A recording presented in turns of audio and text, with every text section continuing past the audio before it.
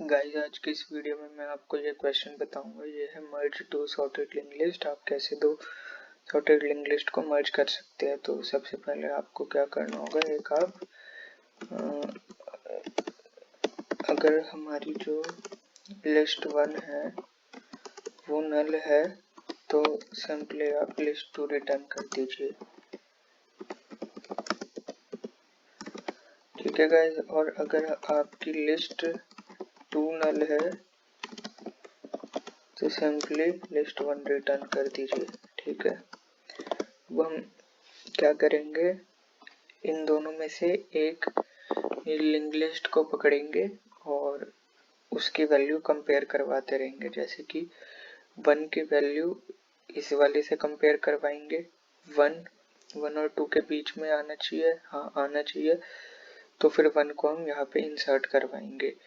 फिर इंसर्ट करवाने के बाद हम यहाँ पे अपना पॉइंटर शिफ्ट कर लेंगे और इसका भी पॉइंटर शिफ्ट कर देंगे। फिर अब हम 3 पे आ जाएंगे। 3 को किससे कंपेयर करवाएंगे, यहाँ पे जो एलिमेंट पड़ा होगा, तो 3 को फिर इससे कंपेयर करवाएंगे।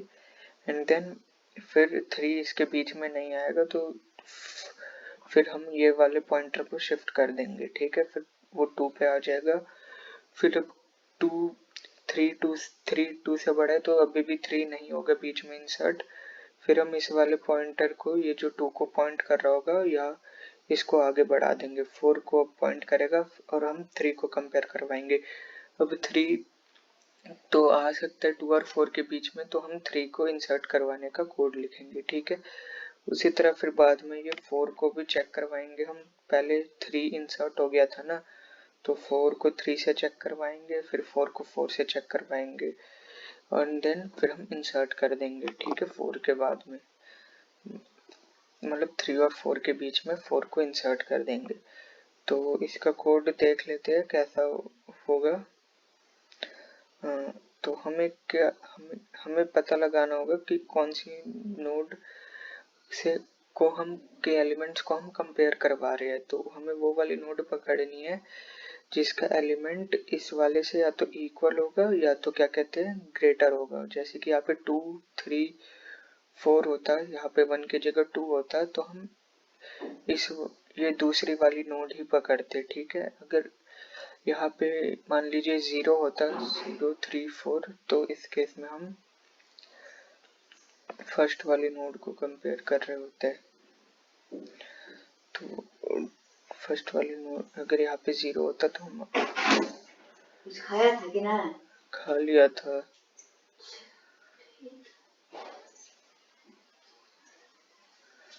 जाने कॉलेज जैसा आलू पराठा बनाने। ठीक है,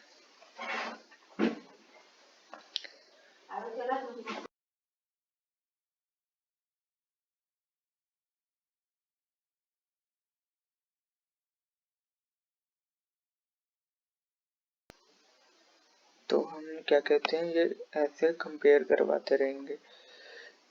यहाँ पे 0 होता है तो हम ये वाली नोड का एलिमेंट लेते, 0 को फिर इससे कंपेयर करवाते, फिर इस 2 को इससे कंपेयर करवाते, फिर इस 4 को। तो वो हमारे उस पर डिपेंड करते कि हमें कौन सी नोड पहले लेनी है। तो इसके लिए हम क्या करेंगे, इफ फर्स्ट का डेटा, इफ लिस्ट 1 का data is less than equal to list 2 के डेटा से, तो हम एक फंक्शन बना लेंगे जिसमें हम पहले अपनी लिस्ट 1 पास करेंगे एंड देन लिस्ट। ठीक है, एल्स तो हमें क्या कर देना है, अपनी लिस्ट 2 को पहले पास करना है एंड देन लिस्ट 1 को। ठीक है, अब हम ये सॉल्व नाम का फंक्शन लिख लेते हैं आप। तो ये सॉल्व नाम का फंक्शन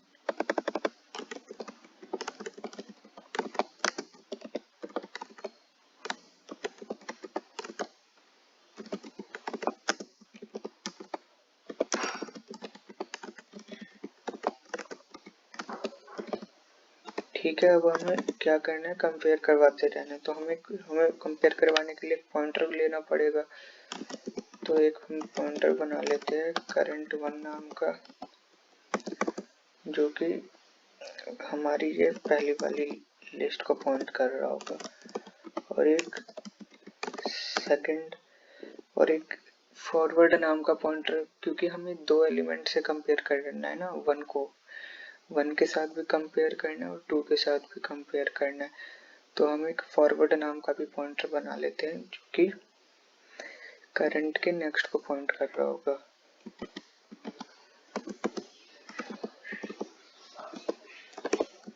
ठीक है, अब हम लिखते हैं अपनी कंडीशन, वाइल जब तक हमारा ये current1 यहाँ नल पे नहीं पहुंच जाता तब तक हमें इसको चेक करवाते रहना है।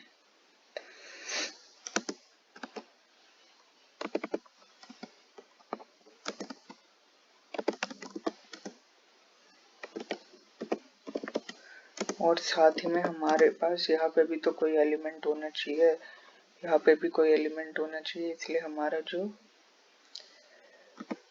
current2 है वो नल नहीं होना चाहिए।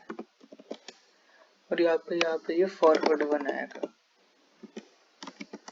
हमारा, या मतलब फॉरवर्ड जब तक नल पे ना पहुंच जाए। फॉरवर्ड यहाँ पे है, ये कंपेयर हो गया, फिर हमें ये लूप जब तक चलाना है जब तक ये फॉरवर्ड यहाँ पे आएगा, फिर यहाँ से कंपेयर होगा, ये वाली कंपेयर होंगे वैल्यूज, फिर ऐसे करते करते ये फॉरवर्ड यहाँ पे पहुंचेगा, फिर बाद वैल्यूज कंपेयर होंगी, तो फिर फॉरवर्ड बाद में नल पे पहुंच जाएगा। तो जब तक फॉरवर्ड हमारा नल पे नहीं पहुंच जाता और current2 हमारा नल पे नहीं पहुंच जाता।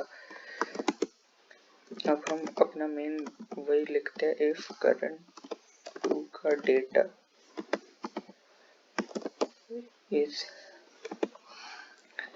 greater than equal to current1 के डेटा के एंड current2 का डेटा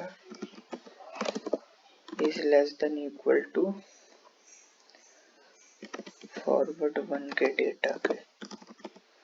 ठीक है, तो अब इस केस में हमें क्या करना है, इंसर्ट करवाना है। तो इंसर्ट करवाने के लिए हम क्या करेंगे, अपना जो current2 का जो नेक्स्ट होगा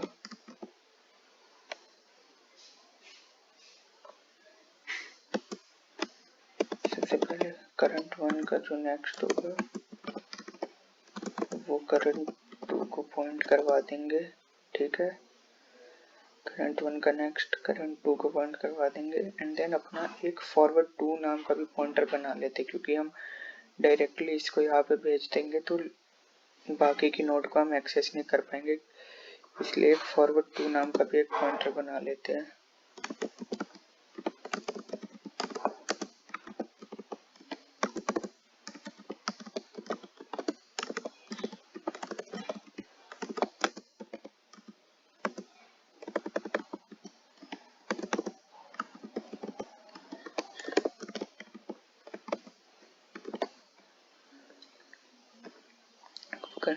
current1 का नेक्स्ट को current2 के पे पॉइंट करवा देंगे, एंड देन करंट फॉरवर्ड को अपडेट कर देंगे, फॉरवर्ड2 को current2 के नेक्स्ट पे ले आएंगे, एंड देन अब current2 के नेक्स्ट को forward1 पे पॉइंट करवा देंगे। ठीक है, अब अपने पॉइंटर्स को अपडेट तो करना पड़ेगा। अब हमें क्या करना है, अपने current1 को, ये current2 इंसर्ट हुई थी ना, current1 को current2 पे बस अपडेट करवा देना है,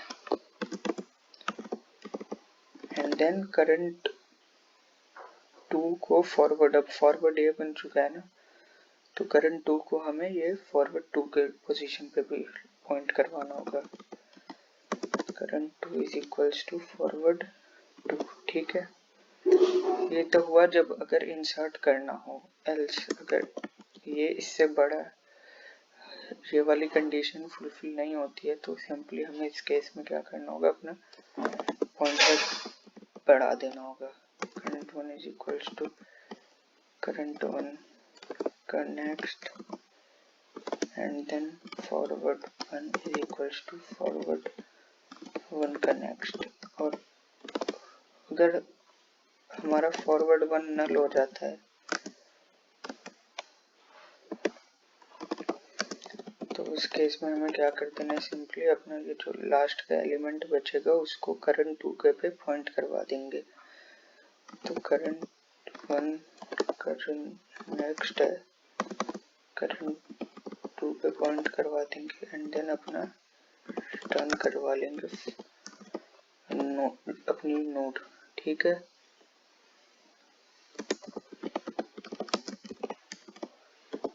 तो अब इस कोड को, और हाँ एक कंडीशन और आएगी, मान लीजिए यहाँ पे भी एक नोड है, यहाँ पे भी एक नोड है, तो इस केस में तो ये वाइल लूप लगेगा नहीं और सिंपली फर्स्ट रिटर्न कर देगा। तो यानी हमारे पास खाली एक ही नोड रिटर्न हो पाएगी इस केस में, जो कि ये 1 होगी ये, जबकि हमें रिटर्न क्या करवानी पड़ेगी, 1 और 1 को मर्ज करके रिटर्न करवाना होगा ना। तो नोड आनी चाहिए 1 1, लेकिन ये वाला लूप नहीं चलेगा तो रिटर्न फर्स्ट, यानी सिंपली ये 1 रिटर्न हो जाएगी जबकि रिटर्न करवानी थी 1 1। तो इसके लिए हम क्या करेंगे, इफ अगर हमारी सिंगल नोड है यानी कि first connect equals to null है, तो इस केस में हमें फर्स्ट के नेक्स्ट को सेकंड पे करवाना होगा एंड देन रिटर्न फर्स्ट कर देंगे। ठीक है, इसको रन करके देखते हैं। हाँ, यहाँ पे ये वैल्यू आएगी हर जगह, well well,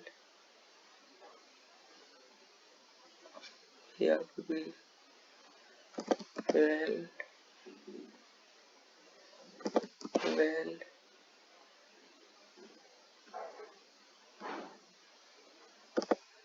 well and then well. अब रन करके देखते हैं। फॉरवर्ड 1 यहाँ पे फॉरवर्ड 1 आएगा। अब रन करके देखते हैं। यहाँ पे करंट 2 की स्पेलिंग गलत है। अब रन करके देखते हैं। तो गाइस देखिए ये बिल्कुल सही है, सारे टेस्ट केस चल रहे हैं, सारे टेस्ट केस पास हो गए हैं। मैं इसको सिंपली सबमिट कर देता हूँ। तो देखिए ये गाइस सक्सेसफुली सबमिट हो गए। आई होप आपको ये कॉन्सेप्ट समझ आया होगा, और जो भी डाउट होंगे कमेंट कर दीजिएगा।